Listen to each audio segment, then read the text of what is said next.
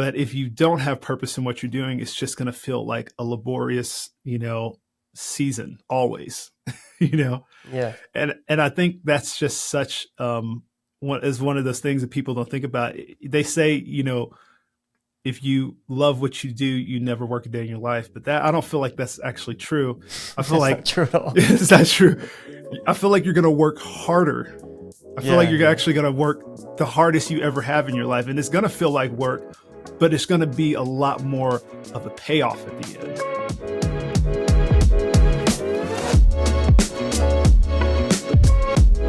Welcome, everyone. Today we are blessed to be joined by the one and only Travis Dykes. Travis is a musician, producer, and YouTuber who has gone all in on his dream of being a full-time musician. We had a great conversation with Travis where he shared with us his journey. We talked about his love for music and the challenges of being a full-time musician. He shared his advice for those who have unorthodox dreams. We discussed the responsibility that comes with influence and much more. This week's episode is brought to you by the Synchrony Project, which is a personalized matchmaking service for apostolic singles. The Synchrony Project is run by Megan and Stephen Keith, a husband and wife team who feel a special burden to help our singles navigate the challenging terrain of modern dating. Their mission is to transform apostolic dating culture and end loneliness in the church, and they want to help anyone who desires to be married find a compatible partner. If you're interested in starting an apostolic dating relationship, they will meet with you one-on-one to understand your needs, values, and priorities, and they'll hand-select matches who fit the characteristics you need in a life partner. They support you through your dating journey from start to finish. They have a special promotion going on right now. You can get $75 off of your consultation fee until the end of July. You can also get an additional 15% off by adding the code HACKA at checkout. That's HACKA. You can learn more about them at synchronyproject.com or at the Synchrony Project on Instagram. All of the links will be in the show notes of this episode. Make sure to check them out. Well, welcome to the podcast. Thank you for joining us today. Oh, thank you for having me. It's good to have you on, and it was great to finally meet you after following you online for a number of years. Just recently here in Sydney, you and your wife traveled along with the Beyond team, and it was great getting to know you and hanging out for those few days. Yeah, I wish we had a little bit more time. Everybody was talking about how cool and how much fun you were. So I was like, I didn't get a chance to hang out with them that much. Yeah, you were stuck in rehearsals for pretty much 2 solid days, and then after that, it was just gallivanting around the city. I think by the time you guys were having your fun around the city, I was wrecked, bro. I was tired. Yeah, you were definitely, because I saw you and your wife just like y'all were just doing everything. I was like, oh man, they're probably wiped. Well, it's awesome having you on. Many people who listen to my podcast would have seen your face somewhere or know of you. But I do like to start out these conversations by the audience getting to know the guests a little bit. So if you wouldn't mind, Travis, sharing a little bit about your background, that sort of thing. Yeah, so I am originally from Birmingham, Alabama. That's where I grew up, where I started learning music and different things like that. And if anybody doesn't know me, I'm a musician, I'm a producer, and I do, YouTube and things like that and social media. And so that's kind of more of the thing that you've probably seen online.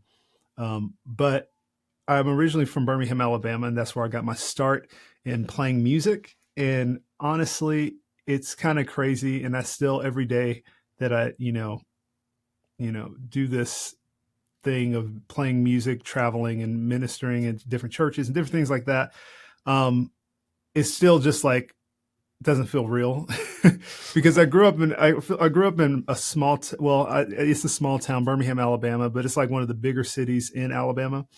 And the way I got started in music, I started out, I was 5 years old and I was on drums. That was kind of when my parents got my first drum set. And that was kind of the thing that sparked this music thing in me. And what's so funny is that, of course, I feel like every little boy, when they're 5 years old, they want to play drums because you're just hitting on stuff. And I mean, I used to bang on pots and pans and stuff like that. And then all of a sudden, I saw my sister. I think I was maybe like 10 or 11 or something, maybe like, yeah, 10. My sister got a guitar, and I was like, "Ooh, what's that?" you know, and like my sister got this acoustic guitar, and of course, me, because I'm the youngest of four, and she got this acoustic guitar for herself, and of course, me being the youngest, I was jealous. I was like, "Oh, well, I didn't get a guitar," so I wanted to play it so much, and I wanted to, like, just mess around with it and everything, and I was just like, "Cool, this is so cool," and I started playing it more than she did, and then after a couple of years, I was playing it way more. She wasn't playing it as much anymore, and I was playing it all the time, and I got really into it, and I was like, "Oh, this is fun. This is kind of cool." But then I was playing at church. I playing drums and guitar at church during that time. I There was a time my music pastor was at the time. She was talking to somebody else. I overheard her talking and saying that a lot of the bass players in the church were moving away, or they're doing other ministries and different things like that, and we needed more bass players. And Mm. so, what in my head, I mean, I was 12 years old, 12 or 13 years old. I was like, you know what? I saw a bass back in the baptistry, or in the back closet. Maybe I could take it home and see if I could learn something and help out in service. So I asked my pastor, and he was just like, "Man, in 6 months to a year, you could be playing on the platform." And I was like, "Wow, that's a long time," you know. And for especially for like a 12-year-old kid, you thinking like, "Oh man, I'm going to be playing next Sunday," and like, no, no, no, no, no, no, no, no. There's a standard here. So no, but yeah, so I he let me take the bass home, and honestly, I was just trying to like play enough to play for service, and I think it was about 2 months. I think I was practicing, and I played my first service in about two Wow. months. But I think it was because I was just so. Once I started playing it, I realized, it's only one note instead of like chords like on guitar. So it was like, oh, this is way easier in its own regard. And so I was like, oh man, this is fun. And then it's like a mix between me and drums and guitar. Is like that middle. And so I was like, this is kind of fun. And I think I started getting more and more into it, more and more into it. And honestly, what's crazy is that after that, I, a lot of people, actually, I don't know if I actually talked about this on a podcast before, but I was a part during this time when I was learning, music and doing things like that. I was a part of a military program called Civil Air Patrol, which is Hmm. and here in the States is like it's almost like a kind of a way for younger people to like enter to the military. Hmm. And so and so I was a part of that for like all of my, like, from when I was like 13 all the way till I was like 18 or 17. Um, and I was a part of that. And so for the longest time, I thought I was going to be going to the military and not doing music, or I thought about even doing music and the military together, which I'm so glad I didn't do that. But when I was younger, I was like, oh yeah, it's best of both worlds. And then everybody knows that's not true. but that was the biggest. Did you have family in military? Is that why you're Yes, drawn to that? yeah, my brother, I think it was really my brother. My brother was in the Marines for probably like 5 or 6 years or something like that. And I remember when I was about 13 years, I think it was 12 or 13 years old, that was like the thing that really caught my eye, because I saw him marching during his graduation, and I saw all these people, like it just looked cool. I was like, oh man, Oh yeah, I it's want to sick. do that. Yeah, I was like, Yeah. they had the uniforms, they looked cool. People respected them when they walked down the street, and I'm like, dude, they're so cool. They're like they're like modern day superheroes. And and so I was just that got really got interested into that, and I really really put a lot of time and energy into that. And I honestly thought that was probably where I was going to go. But then I started learning how to play bass, and I started getting really a deeper love for music. And honestly, what started to happen was that I think God knew something I didn't. And so like I was doing it and I was playing music and I was like, this is so good. And I remember because I was homeschooled my entire life from kindergarten all the way through high school. And the thing that really I think kind of was challenging for me is that when I graduated when I was 16 years old, I think it was around 16, between 16 and 17. And I was like the oldest person in my homeschool class, which that yeah, that's just crazy. Like, because I was the oldest. There was people who were 15, 14, graduating from high school. And like Wow. when I tell people I graduated when I was 16, they're like, "Oh my gosh, are you like some kind of genius or something?" I'm like, "No, not at all." Like I was the oldest person in my homeschool class. Um, but the thing was that I was really young and I was still trying to figure out what I wanted to do. And I remember that summer after I graduated, I was taking a year off because I mean I was like 16 years old. Like, I was like, I don't think because I wanted to leave home to go college in another city, and so Hmm. because I had this independence, I wanted to go do my own thing, and also I wanted to do music too. So it was in Alabama. It wasn't like a big, huge music scene, and so I was like, yeah, let me, And so I was trying to figure out what I wanted to do, which it was really, I wanted to do music, but I also wanted to do military. And I remember that summer, I was so in like a valley of like indecision. I remember I prayed and it was the first time I ever prayed like this as a teenager. I was just like, you know, God, where do you want me to go? I was like, I need an answer. I need something this summer. And I said, if you show me where you want me to go, if you want me to go towards the military, I pray, Lord, that you give me opportunities in whatever, military opportunities or whatever.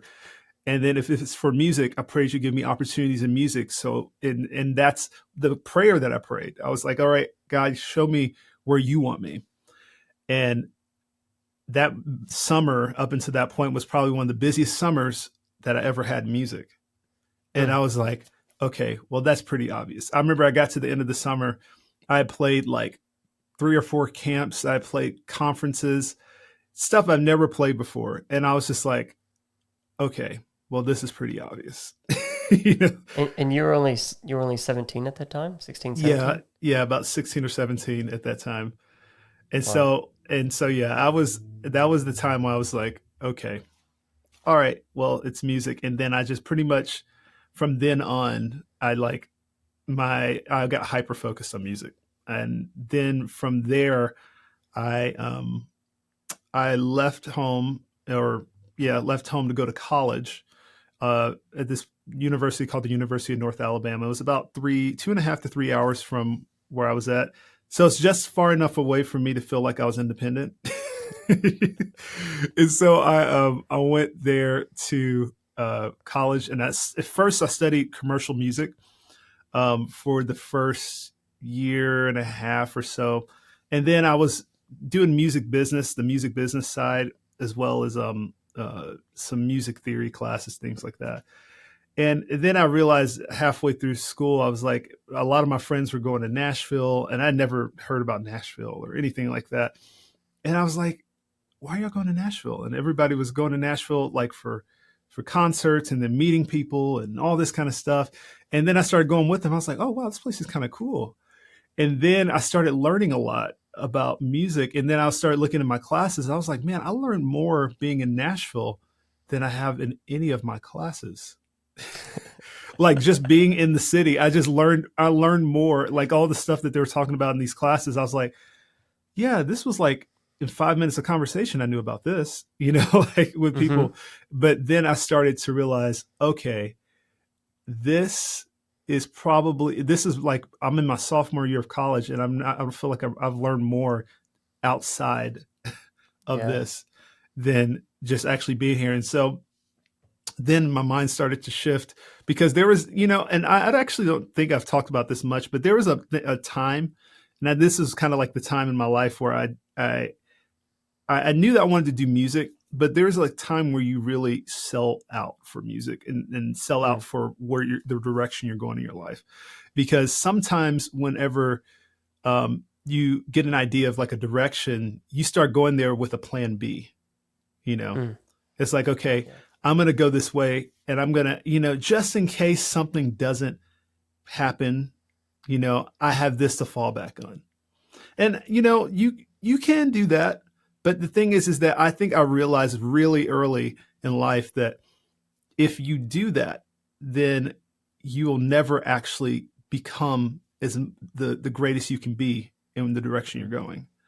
Because if you always have a plan B, there's actually studies they talk about when they give people a plan B that they don't grasp or aren't as motivated to go and be the best in what they're doing. They don't have as much I guess pressure or things is like, hey, well, this is the only way that I have to go. I can't go back now. And so whenever I Yeah. was at this point in my career, point in my just like starting my career, I remember I was sitting in my dorm room and I was praying. It was like everybody was like gone for some holiday, and I stayed in the dorms. And I remember I was praying to God. I was like, God, I I'm at this turning point in my life where it's like, okay, either if I keep going in this direction, then I can't go back to anything else. I can't, if I really commit to this, because I was thinking about moving to Nashville. If I Mm, do this, this is going to change my life, and I'm not going to be able to have an engineering degree or do a business thing or like have some kind of safety net. Like if I'm going to do this, God, I'm going to go all the way in. This is going to be the only way. And I didn't realize at that point how important that was. And I don't think people really realize how important that is that because when you get to that point where you put there's no going back, then there's no stopping you, you know? mm, Because if you're going in that direction now, it's like, okay, if I always have a safety net, then I'm never gonna give it 100%. But when I don't have a safety net, all I can do is give 100%. You know, mm. all like literally that's all you can do. Like in my life now, it's like it's crazy to even think about that moment now looking back. Yeah. But anyways, to keep moving on. But the that was the moment that I had right there, and that Mm, was when I decided to I had the moment of moving to Nashville. I was like, okay, all right, let's start thinking about how I can do this. And so that sophomore year, I changed my major to a business major. Was doing business marketing and public relations, and the reason why I chose that degree field is because you can do it online. Because the mhm. one thing, my parents were helping me out a little bit with school. They weren't covering all of it, but they were helping me out with a pretty huge amount of it. And so I remember I had pretty much had to finish school. Let's just say that I had to finish school in some kind of way.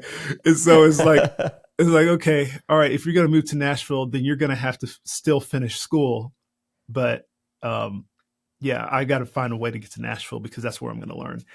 And Well, so, it sounds like that actual degree has really worked out with some of the decisions you've made further down the track when it comes to sort of operating your own business as, I guess, a sole trader, being a musician and then YouTube and all of that, as well as marketing. That would have actually helped you out a lot in what you're doing now. yeah, and what's crazy is that I didn't even think about that. I didn't think about that, not even a little bit. I didn't think about YouTube wasn't a thing at the time. I literally started Yeah. my channel during that sophomore year. That's like when I really started my channel. I remember posting like this cover of this Tasha. Oh, this is a funny story actually. I this will show you, God has other plans for you always. But I used to want, and when I was in school that sophomore year at the same time, I wanted to be a part of the gospel choir like band. I wanted to play for the gospel choir on school because that's where all the real musicians were. I was like, oh yeah, that's where I want to be. And I remember they let me come and practice. I was playing bass. They let me practice with them. We learned these songs and all these different things. And then every single time they either had an engagement or an event, or if they had a choir concert, they would never let me play. Never, ever. Like it was funny. It was like and I thought I was doing good. I would sit there and I would practice and practice and get these songs down like just like I played on the record. And then I would go to these, rehearsals and expecting them to be like, oh, we'll let you play on one song. Nothing. Nothing. They would never let me play. And I was like, I remember that discouraged me so much because I spent so much time trying my best to just get, good enough, in their minds for like me to play. I'm like, how can I get to the level of what you guys are wanting? And I remember I was frustrated because I spent all this time working on a couple of songs, and one of them was this Tasha Cobbs song.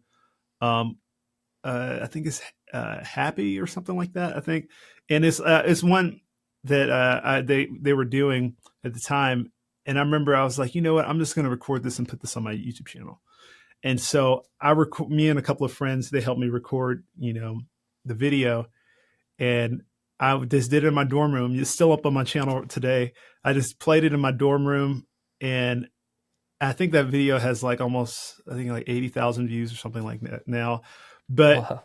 but it's so funny is that was like, and that was kind of the start of my channel. Me starting to do Mm. covers and stuff on my channel was because of that frustration, a little bit because of that frustration, because I wanted to, play more music and do more things or whatever. But anyways, so after that, like I wound up moving to Nashville. And the reason why I moved to Nashville, actually moved to Nashville because I was one of my friends got on this show called The Voice, and he got pretty Oh yeah. far on The Voice, and they had this gathering in Nashville. And they had a lot of it was a lot of the contestants that were on there, and actually one of those contestants that were there actually won that year. And but they had like a lot of people from Nashville that were on the show, and so they all met at this house and watched, and they were all getting to air like that night or something like that. People, all of them were, their faces on there. It was a really cool experience. But at the time, I was really interested in business and managing and stuff with artists, and so all those artists, when they were trying to launch their careers from there, they needed a manager, and so that started to become my kind of role in the group, is to be the artist manager. And so for when I first moved to Nashville, that's what I started doing. I was an artist manager, and I worked, and I actually eventually got an internship at a company called Major Bob, or actually Bob Doyle and Associates, which is a country management agency in Nashville, and I was there for about a year, and I was actually kind of going down this business route. I thought I was going to be like, oh, into the business side a little bit more. Then I started getting to the real side of like music business, and I realized, hey, this is not really for me. Mm. It started Pretty getting a little bit, hardcore. yeah, it's just a little bit more intense than, and also I felt like I didn't really love it like I did Mm. creating music and creating videos. And it was just like I felt like I was pretty good at it. Just the way I thought was like I was pretty good at it, but it was just not something that was I don't know. It wasn't like when I played music. When I played music, I just felt like I was just like, this is what I'm supposed to be doing. But when I was doing music business stuff, it was just like, what am I doing? Like that was like kind of the response. Even though it was still fun, like to see people go from like nothing to like having a tour or getting on all these different things like that, setting up websites and all this kind of stuff. It was fun, but it was a lot more intensive, and the work wasn't really giving me any life. And Mm. so, and especially when you get to the higher levels of it, when you have a lot of money on the line, it was just not, it It's was just not like, stressful. yeah, it was stressful in a way that wasn't, life giving. Cause I definitely think stress, even though like, cause some people, if you're doing the right thing, you're going to have stressful moments. Like if you're Oh doing, let's yeah, for say, like sure. even if me right now as a musician, YouTuber, and all this kind of stuff, there are lots of moments of stress, but the payoff at the end is a lot more uh, rewarding because I love what I'm doing. I love the impact that I have. I have purpose in what I'm doing, and that's the big thing with finding what your passion is. Is like if you have purpose in what you're doing, it's all going to be worth it. But if you don't have purpose in what you're doing, it's just going to feel like a laborious, season always, you know. Yeah. And I think that's just such one is one of those things that people don't think about. They say, if you love what you do, you never work a day in your life. But that, I don't feel like that's actually true. I feel That's not like true at all. it's not true. I feel like you're going to work harder. I feel like Yeah, you're yeah. actually going to work the hardest you ever have in your life. And it's going to feel like work, but it's going to be a lot more of a payoff at the end, you know? And I think, That's a great way to look at it. yeah. And that's the thing is like, it's when you do that, that's the reason why direction and finding purpose is so, so important, is because if Mm, you don't have that, then it's going to feel like you're just going and, writing a chart or something every single day. You're doing just like a task that a computer can do. There's no life. There's nothing. You're only doing it for money. And so that was kind of like the place in my life that where I was like, okay, am I going to do this YouTube thing? Am I going to try and do this? And honestly, from there, that's when I started getting, from whenever I left that internship and doing that managing stuff, I was just like, okay, um, it's time to figure out what I'm going to do. And I'll be honest, I really wanted to go on the road. I wanted to tour. I wanted to tour so bad. I can't tell you how much I wanted to tour. I wanted to like travel. I wanted to do all these. I wanted to do all these things because everybody around me was like on tours with these big artists. They're playing these places that I always wanted to play, and like all my friends that moved there too. And I was just like, man, what am I doing? I didn't have any. God didn't, allow for any of those doors to open at the time, which I think looking back now, I'm so grateful He didn't, because I really wasn't ready. mm, Um, and the reason why that's so important to me is like sometimes people think things happen overnight because of social media.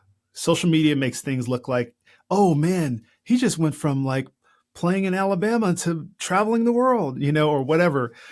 Like, but it didn't happen overnight. There's so yeah. many there. Like there was even years and out when I was in Alabama, I played conferences. I never and I was a bass player and I wanted to play bass at it, but I was stuck playing another instrument or just being a stagehand. There's many events that you could, like I met Andy Ferguson. I don't know if you know Andy Ferguson Yeah, or I know. some other musicians that are in this movement. I met them when I was a stagehand, not when I was a musician.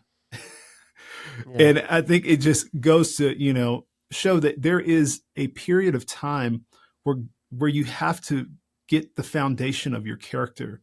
Because this is the thing, is that if you don't have a foundation built on good character and morals, then whenever you're elevated, you can't stand. Mm, And I think people don't think about that. And that was something that, especially if you're in that season, if you don't, realize I'm in a season where I need to be building myself to be ready for that next step, then it's really hard to really get the most out of it. And I think yeah. whenever I was in this season right here, whenever I was, really wanting to tour and different things like that, it was one of those seasons where it was a lonely season, a little dark. And I wanted to be doing this thing more, but really what God was doing, it was like, hey, what are you doing for yourself? How's your spiritual walk? How is your character? How are you, serving at your church? There's so many different things, and it really, I feel like if I didn't have that foundation, I 100% would not be where I am today. But Mm, this was like what was happening there, and I'll just kind of speed up past this process because I know it's a long story. But now, from there on, I started. God opened the door for me with YouTube, and I used to have a music school, online music school, had a lot of students, different things like that. And God, I remember there was this time that I was in my house. I was doing this right before I started my music school, and I was watching a sermon, and I felt like the Lord spoke to me. Is like, if you want, it was a sermon. It was reading.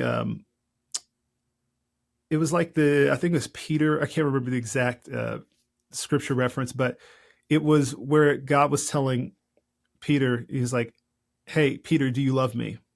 He's like, mm, "Yes, God, I love you." Then feed my sheep. And he's like, "Okay, Peter, do you love me?" And he's like, "Yes, God, of course I love you." He's like, "Then tend to my sheep." Peter, do you love me? And he's like, "Yes. Why do you keep asking me this question? Of course I love you. Then take care of my sheep." And I remember this was just literally the text in the sermon. This was just the text. And I felt like just like God just impressed upon me, just like hit me like a train. It was like, if you want the success and the growth in your life, then feed my sheep. And that was the thing that hit me, and that was the reason why I started my music school, because I was like, okay, let me find a way that I can help people. Let me find a Mm-hmm. way that I can help, you know, the help people in what I'm doing.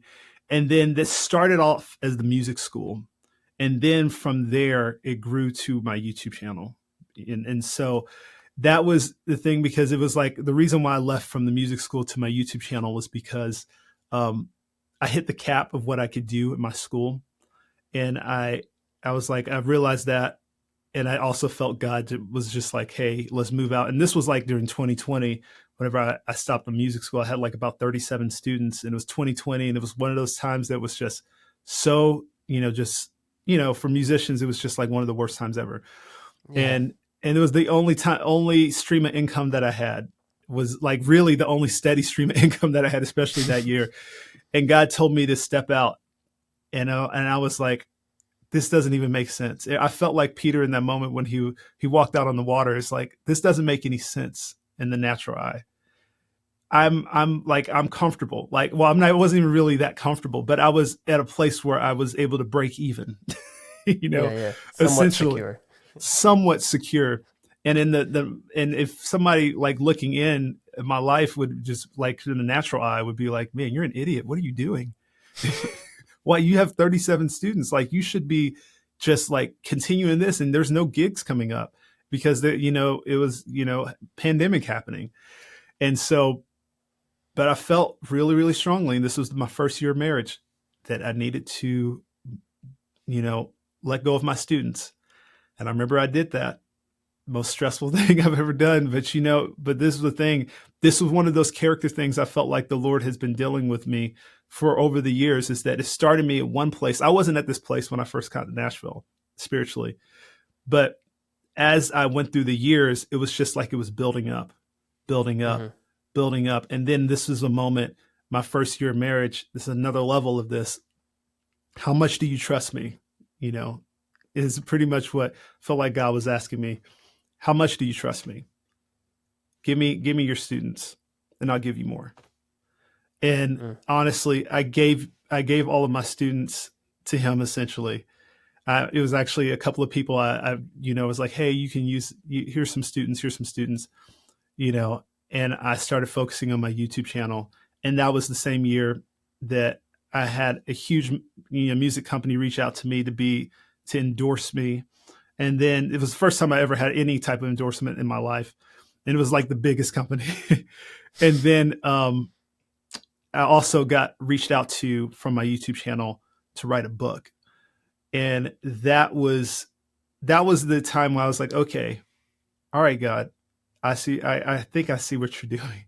Even though I've never Mm. written a book before, I never, worked with the endorse like deal or anything like that before. And this all happened the same year that I gave God what I had. And Mm. it really, I think it's one of those things where you have to just let God have it, because he has something better than what you even know. And that was what I realized, because I never thought I thought I would be writing a book at the end of my career. I thought I was going to be writing a book like, after Travis Dykes, after 40 years of playing bass, like, but God was like, hey, you need to do this now. And honestly, what's crazy is that I've sold books all over the world. And I'm just like, Mm. okay, now my students span all over the world with this book. And it's just Yeah, crazy. it's Just amazing. when you look at it, it's like, you just had this 37 students. God wanted you to have, students everywhere. Yeah, And yeah. I'm like, wow, that's kind of crazy. And that's outside of my YouTube channel too. Yeah, yeah. Yeah, it's outside of what you're doing weekly with your channel or every few weeks with your channel. You've got all these different things going on, and obviously the life you live is a bit unorthodox. As far as I don't think I even know another person who is a musician full time, or someone who is able to, uh, you know, grow a YouTube channel the way that you have been able to do. Um, Last year, I had a guy on the podcast. His name's Simeon Costa. I'm going to have him on in the next couple of weeks. He's just a wonderful man of God, and he just thinks outside the box. Great disciple maker, um, And we were talking about dreams, and he talked about God dreams and how uh, people within the church need to open up their mind to more of what they can do for God, in different areas of life, not just serving at a church and that's it, but other areas where you can be of influence within society. And so I think this would be a great question to ask you, who is coming sort of from that angle. What advice would you give someone who is wanting to pursue a dream that really seems unorthodox, but they think it's from God? Mm, that's a really great question. You know, I think this is something I've learned at a really early age that I think was very, very powerful in me actually knowing the direction and knowing that music was the thing that I was supposed to do. And this is going to be the one thing that anybody who's young is probably going to hate me for, but it's submission, submission.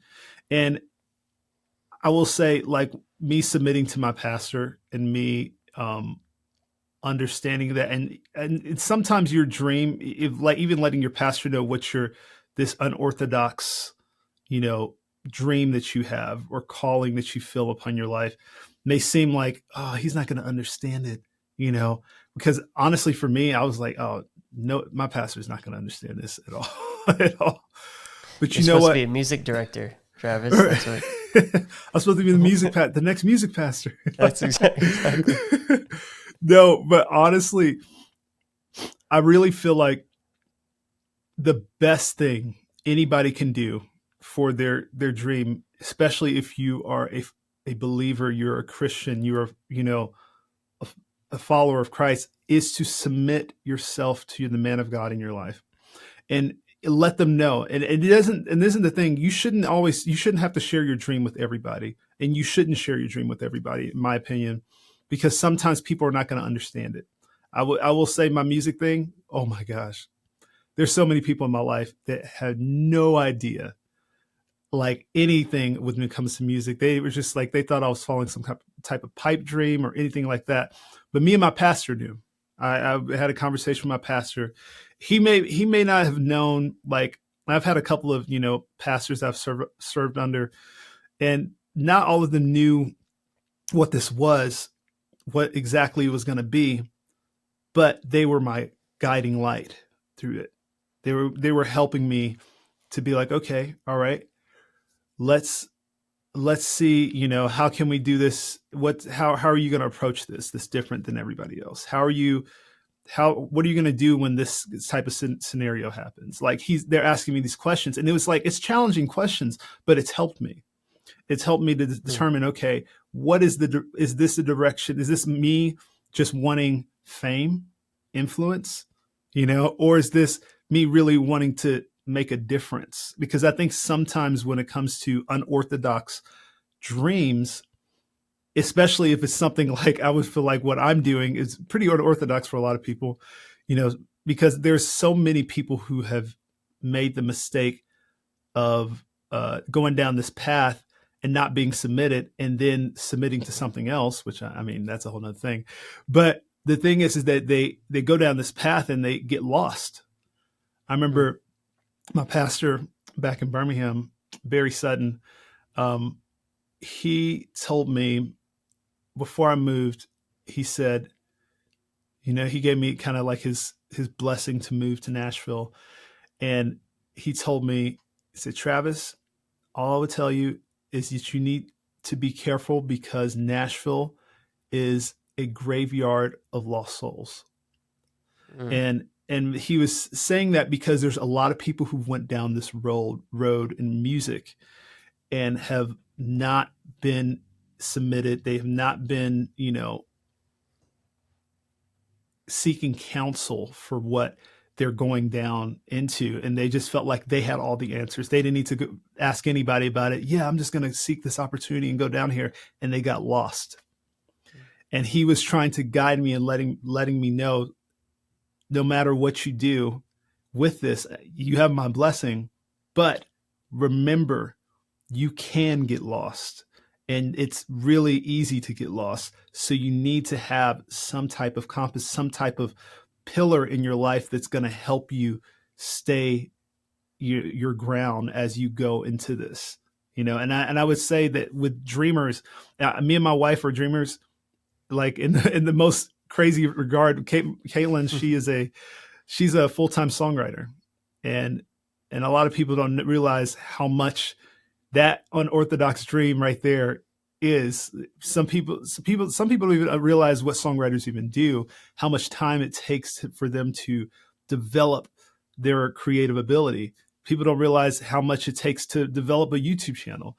People don't realize, all these different aspects. It's not something simple. Mm. It's not something just like, okay, yeah, all I'm going to do is post a video. I'm not going to think about the title or the thumbnail or the topic or the video editing or there's so many different aspects. Even for Kaylin, it's like the lyric. Who am I writing this for? What is the theme? Who's the artist? Like, there's so many different things when it comes to this. And the thing that I feel like so many people lose with all of this is that they lose their direction because they're not submitted. Mm. And so that's the reason. I would say that would probably be my biggest thing, is that if you want to do something that's unorthodox, talk about it with your pastor. And I'll say this is just like just a little minor rant on top of that. But there was something I think I realized when I moved from home, is that I grew up in my church back in Alabama, Birmingham or whatever. Love my church, still love my church, love my pastor, still love him. But when you grow up in a church, and you grew up in a church under your family, you're there for your whole life. When you become an adult, there is something about when you have to choose your pastor. Okay. And I think sometimes people don't think about that. It's like they just, some people, I feel like they're called to be, at their church they grew up in and all this kind of stuff. But there's a whole nother thing of when especially you're doing something that's unorthodox, where you feel like you are, before you start going to a church and you submit to a pastor, that you feel like you trust them, Mm. because I think a lot of people don't think about that, is that if you submit to a pastor, basically what you're saying is that I trust that pastor. I trust them. And so if they tell me something that's going to make me feel uncomfortable, then I trust that decision. If they're going to tell me something that's going to prick my heart, I'm going to trust that he's following what God's telling him to say. And the thing is that I don't think a lot of people think about that when it comes to, if you're moving to a new area. Don't just look at the building. Don't just look at, they have a really good music team. Look at the person you're submitting to. And that's something that I learned a long time ago, is that when you do that, then, because if you have this issue of like, oh, my pastor, I don't really trust what he says. Well, that was kind of your fault at the beginning. If you don't feel, what I'm saying?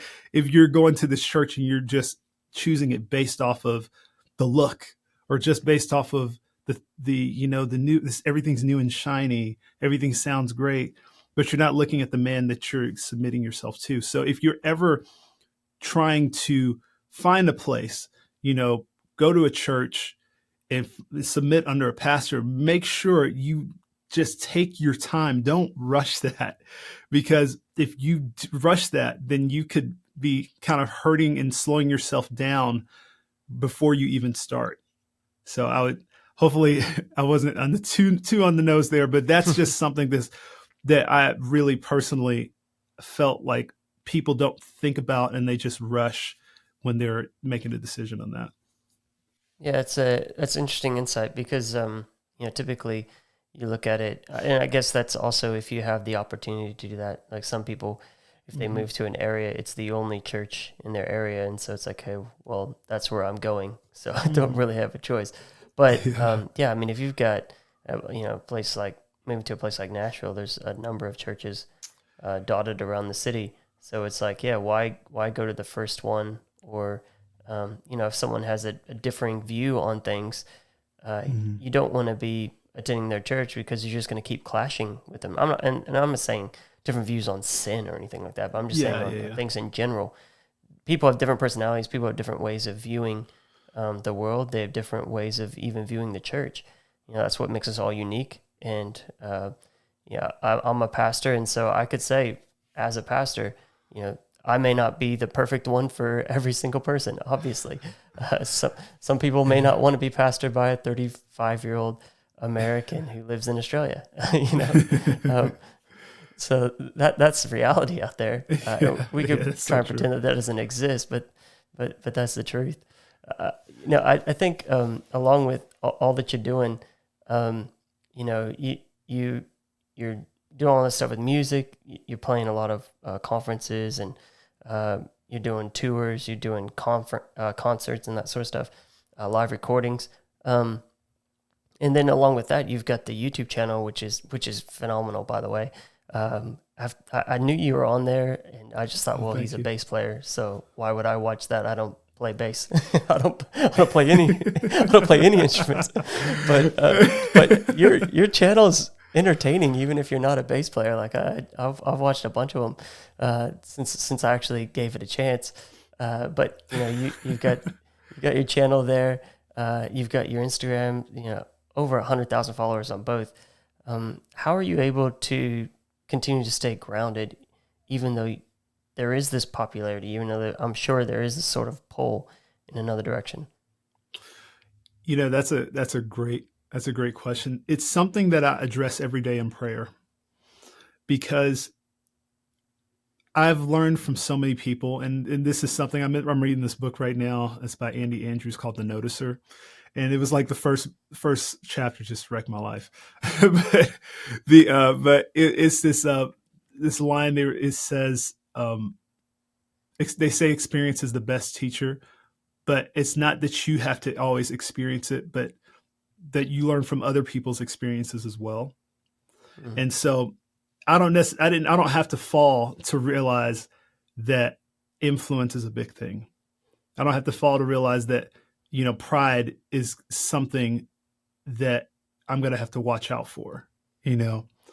And so with that, when it comes to, this, notoriety on social media and having followers and stuff, there is almost like this preparation that you have to have and knowing, because I feel like this is part of those years uh that I was like wanting to go on tour, and that whole part of that story when talking about that, I realized that I if I'm going to go down this road, there's some things that I'm going to have to be prepared for, and that's going to have to be prepared for if it's successful.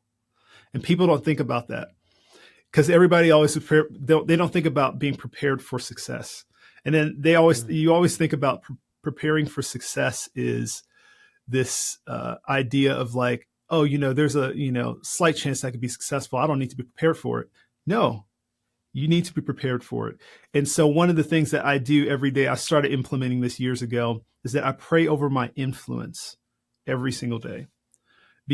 And the reason why that is because there's so many people out here. I do research on YouTubers, social media people, marketers, all these different things. There's so many people out here who just do it for the notoriety and the fame of it, for the followers. They just do it for that. And so their content is all completely based off of that.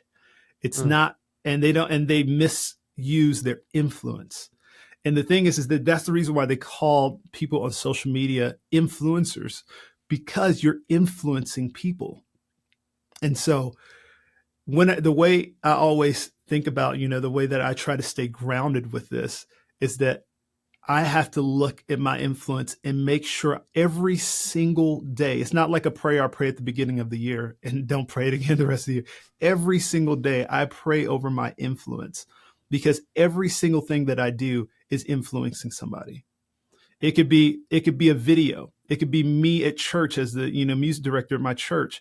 It could be me saying something to somebody. It could be me, doing these different things. But the thing is that I want God to be in it. I want God to be a part of it. I want God to guide me, because whenever God's a part of it, it helps, tame that pride aspect of, like, if a video hits 1 million views, a lot of people who have like a video that hits 1 million views, they get into this thing of like, oh, I'm somebody. Oh man, I got a video hit 1 million views.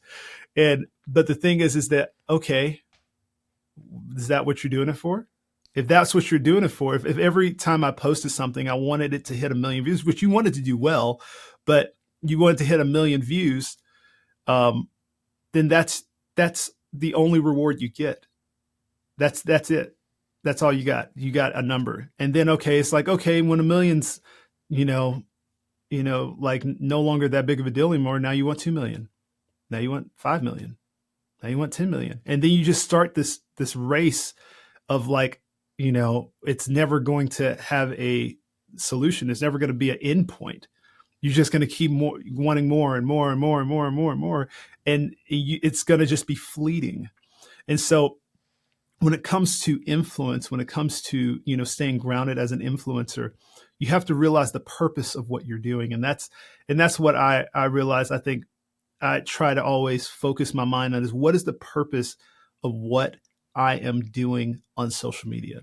Am I just doing it for my own just fame and notoriety? Am I just doing it for followers? Am I just doing it for, people to hire me for stuff? You have to realize what you're doing. That's the reason why my channel has a lot of lesson videos, and a lot of my YouTube videos have, like, they're base lessons, but they're also, when I do a vlog, I'm trying to teach something, because I don't want it to just be about just me and everything that I'm doing. I realize the purpose of what I'm doing. I'm trying to help people, even if it is entertaining. I do think that's part of my educational style, is like, I want to educate in a way that where people don't feel like they're in a classroom. You know what I'm saying? Mm-hmm. It's so, like, you could do a vlog and not just make it be like, hey guys, I'm playing with, this big artist, hey, like, it's not like that kind of thing. But I will say, people, if there's anybody who's, wants to be an influencer, if there's anybody who wants to do this, don't mistaken your influence. Don't, like, misuse your influence, because if you misuse your influence, you can actually cause a lot of destruction in the world versus, causing a lot of help in the world. Because influence is a lot more powerful than you think. I think influence is something that, because so many people have it right now, it doesn't seem as valuable. But when I will tell you this, there was a moment that I realized my influence was important, was when I saw somebody who had the same exact bass as me. I remember I went to an event. I have a custom, bass or whatever that I use, this white bass that I use on a lot of stuff. And I remember I saw somebody at an event, and they had the same exact bass as me. And I was like, what? And they saw me, and they're, oh my gosh, whatever. And they're just like, yeah, I got the same bass just as you. And I was like, oh wow, that's kind of crazy. And I realized, like, oh wow, people are listening and, doing the things that I'm doing. People are using the instruments that I'm using. And then making decisions based off of your advice. Making decisions based off of advice. There was actually, when I was in New Zealand this year, I posted a video last year about an in-ear system that I used on a gig or something. And this guy who was just a stagehand, I was in New Zealand, my first time ever in New Zealand. And he told me, he's like, you have a YouTube channel? And I was like, yeah. And he was just like, dude, he's like, I bought, the in-ear system that you recommended on your video for my church music team. And I'm like, what? It's like, but it's a reminder, is that your influence is powerful. And so that's the reason why whenever in the beginning of this, I didn't realize how important it was to be trustworthy, and and also when it comes to, how strong that influence but now it's like, I start to see, like, man, if I recommend something, people actually are doing it. And so now it gives you this almost this this pressure of like, hey, don't just say random stuff. Don't just do it because of a sponsor is going to pay you, some money for it. Actually do real research on this. Use it. Mm, you know, mm, actually be somebody who's trustworthy, because this is the thing, is that somebody's going to spend these thousands of dollars for their church, you know, buying some piece of equipment or buying a bass or doing these things, is like, you have to be trustworthy because that's on you essentially. mm. And so that influence is very, very powerful whenever you start to get it. Yeah, that's a great way of looking at it. And I think for individuals who, maybe they don't have the same following, maybe they're not having the same impact as far as like numbers goes, but everyone has influence to some degree, and that would be a great prayer for anyone to pray, whether you've got 2,000 followers, 10,000 followers, 100,000. You're not even on social media, but pray Mm-hmm. over your influence. Pray like in every interaction that I have, in everywhere that I'm going today. God, let my influence be for your glory, Mm. not just for my gain, you know? You know, something on that as well. I feel like this has been something this year that I've really, really, I've known about this for a while, and I'm sure a lot of people know about this. But your actions speak louder than your words. That's something that I know a lot of people probably heard, probably been taught as a kid. But as a leader in something, and honestly, when you're influenced, you are leading something. People are following you. It's not just a Mm, number; it's followers. But the thing is that when you think about your influences as a leader, your actions are telling people what to do, who you are and what you do. So whenever I go out somewhere, if I was always a really, have, bad character outside, and some like in the world, and I say something bad, or different things like that, or if I don't, I'm not looking at the way that I'm treating people, or when somebody comes up to me and say, "Hey, I watched your video," and I'm like, "Oh, whatever," and I just walk away. That's you're showing people is like, that's okay. It's okay to be like that when you have this amount of followers, or when you do this thing or whatever. It's okay to be a leader and do this. But no, no, no, no. If you are a leader, you have to think about your actions, because what you're telling people is how they should be when they are successful. mm, Like, and the thing is that as a leader, even in my own church, I really try to push character over just being excellent. I do push excellence. Excellence is definitely 100% there, but character and being a person that people want to follow is just as important as just talent. mm, And I think that's the thing, is that with social media and everything, everybody's just pushing, man, if you could play good, if you could play with excellence, if you can do all these things, that's all you need to do. But no, it's not. It's not at all. It's about being a leader, because what happens is that if everything was just based on talent, then you have a lopsided building. You have a lopsided, growth in your career, because you just have this ability, but then it can't withstand all the things that come with that. It can't mm. withstand, all these different um, aspects and times where you feel pressure whenever you have a lot of people who want to come say hey to you, and you don't really realize that you're just tired. Like, there's times where I've been really, really tired, and I just wanted to go back to, where, like a hotel room or whatever, and then but people are asking questions, asking questions, asking questions. And and the thing is that I realized a long time ago that that's really the time that, people will make that judgment call of who you are, especially as someone who's on social media. Most times they just see you in a form like this, like on video, different things like that. But when you get into that moment, when you meet somebody for the first time, you may not ever meet that person again. And so how you treat them, your actions of how you treat them in that moment, really, really will dictate the way they think of you forever. I remember I Mm, met one of my heroes before, bass player. I won't say his name, but it was a huge bass player. I met him, and it messed it up for me. It was one of those things where his talent way up there, his character was way down mm, here. It was really bad. And I remember I met him. I was like, oh my gosh, this is so crazy. This is my hero. And I met him, and he was just the worst. Just didn't care. Just he had this aura about him, like where he knew he was good, and he was just like, oh, whatever, you know. And I was like, whoa. mm, And that was when I made the decision for myself. I'm never going to be that person. And I think God actually prepared me for that even before, leading up to, all the things I'm doing now.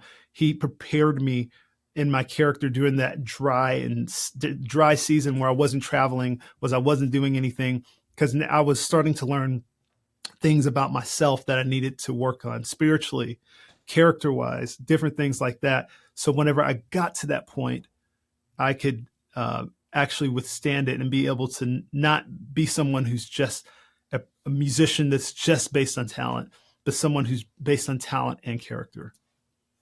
that's so good. Yeah, and that sort of follows the servant leader model that Jesus showed us. You know, Mm, he was the leader, but he wasn't afraid to serve. He mm, wasn't afraid to stoop low. He wasn't afraid to give an ear, to give time, even though he was tired, even though he wanted to be away. He said, "Okay, well, all right, I'll talk to the next person. I'll meet the need of the next person." And mm, yeah, I mean, if you want to be in leadership, if you want to have influence, especially as a Christian, you need to be a good steward of that. You need to mm. build that character along with everything else that's going on. I totally agree with, and this, I feel like, I don't know why I'm harping on this point, but I do definitely think that is something, as creatives, we have to be careful in, is that sometimes when you're trying to grow something, you're trying to build something, you get to this place in your life when it comes to a dream, when it comes to a calling, you have to remember that during that process, even when you're at the poorest, at the lowest point, and even when you're at the highest point, you're still called to serve. That Mm, doesn't ever change. That never changes. It never changes if you have one follower, 10 followers, or a million followers, or, a million, whatever, $1 million in your bank account. You're still called to serve at every stage of the process, because God, I was literally reading this in scripture the other day. God came to this earth to save everybody, and he came to save the lowest of us all, even though he's the highest of us all. He came to save all of us. He came and was friends with the homeless and the people who were at the lowest, but he was also friends with the people who are at the highest echelons of life. And so we can't say that when we get to, there's a certain point in our careers, in our lives, where we stop serving. No. If we say that, then we're saying that we are higher than Christ, and mm, we're not higher than Christ. And the thing is that we're supposed to be like him. And so if we are going to, be a leader, if we're going to do this, if we're going to have the success, we have to realize that no matter how big you get, no matter how popular you get, serving and being like Christ, serving those who are the very least in the world, and serving those who are way higher than you, that is what God's called us to do. mm. And this has been a great conversation, and it's gone different directions than I expected, and I'm glad for it. I do have this question that I don't let anyone get out of answering. What is it that drives you, Travis, when it comes to ministry? What is it that is that driving force for you? Mm.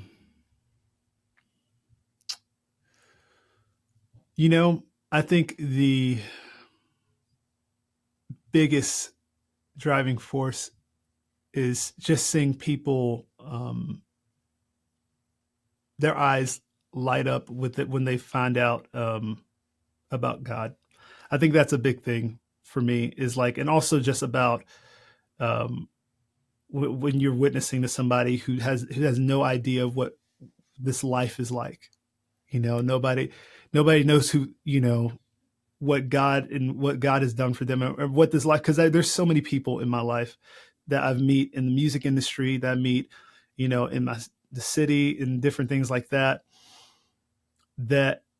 always ask the questions like, man, why are you always so happy? Why are you always so joyful? What's going on in your life? And I was like, I have purpose in God.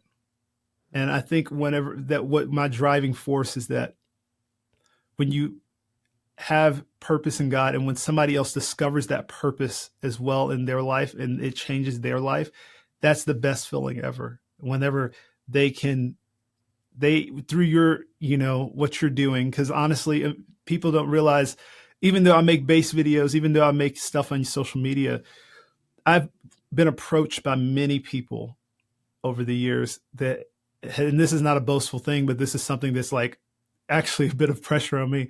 But they told me, is like, watching your videos, I either made changes at my church, or I started, becoming, going to church more. There's people who are not church, members or church goers, who are musicians that follow my channel, and they started going to a church, and their life got changed because they were watching my channel, and I was at churches a lot, and I was doing this stuff, and they were trying to emulate the things that I was doing, and they started going to church, and their life got changed. And I was like, oh wow. And that's the moment where I was like, that is when it comes to ministry, that's everything. And I'm sure as a pastor, whenever you see somebody's life, when they realize that it's more to this life than just, living what everybody in Hollywood and everything says life is, and having actual purpose in your life is something that you can actually achieve. It's just amazing. And once you see, when they see the light of Christ, and when they're getting saved, or getting baptized in the Holy Ghost, it's just one of those things where it's just like, wow, that motivates me every time. Yeah, seeing people walk in purpose, and someone who was living, without purpose, and have an opportunity to be someone along their journey to help them, fulfill what God has for them in their life. And I'm sure you are doing that a lot, whether that is through teaching people how to play an instrument, whether it's through encouraging people, whether it's through helping lead them in worship, and they're having experiences at these events that you've been able to play at. It's amazing. I've had conversations with people, and we talk about like the ripple effect of ministry that we don't understand sometimes, how much your ministry, or how much you do for God, the lengths that can go. And just looking back in history of the effect that one man or one woman's decision made, and how much of an impact that would make on a city, or how much of an impact that would make on a family, or an eternity for individuals. It's amazing, and it's such a blessing to be involved in ministry, and being involved in opportunities to connect people to Jesus. It just really is. And Yes. I've been grateful for your time here today. Thank you, Travis, for making this happen.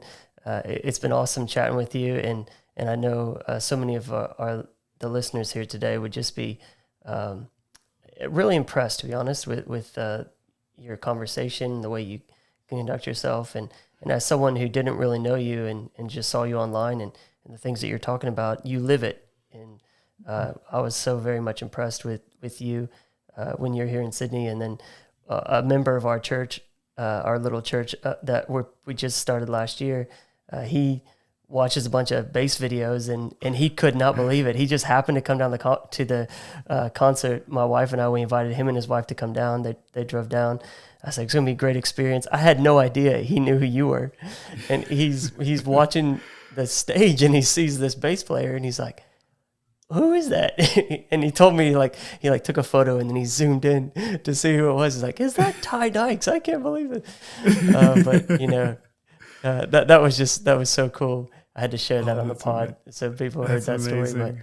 yeah, it just really is. And grateful for your time today, bro. Really, really, really am. I like to finish all these conversations by giving the guests an opportunity to share a parting word with the audience. So if you wouldn't mind taking us out, thanks again for your time.